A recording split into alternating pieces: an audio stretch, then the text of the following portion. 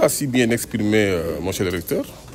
Je pense que nous nous réjouissons d'abord d'accueillir à Thiès ce grand événement qui a une envergure internationale pour discuter d'un sujet qu'il est propice de discuter à Thiès. Thiès qui est une terre de tourisme. Et quand on parle de tourisme durable également, Thiès est une terre de tourisme durable.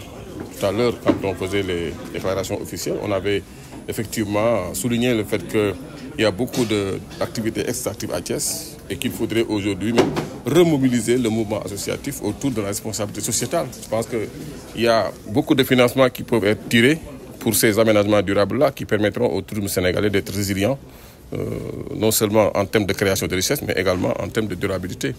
Dans le référentiel, il est prévu même un taux de croissance 6-7%, jugé peu ambitieux par certains, mais le tourisme pourrait être un accélérateur si le tourisme joue le rôle qu'il doit jouer.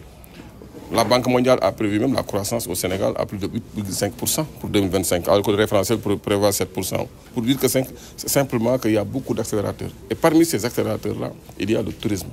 Et donc, venir discuter de ces problématiques-là à Thiès nous réjouit, nous sommes très heureux, honorés d'être là aujourd'hui pour en discuter avec tout simplement beaucoup d'experts qui vont être là dans les jours à venir, dans les 2 prochains jours, pour discuter de ces thématiques-là. Et nous nous occuperons quand même de faire le reporting et de transmettre aux autorités pour éclairer les décisions publiques dans ce domaine.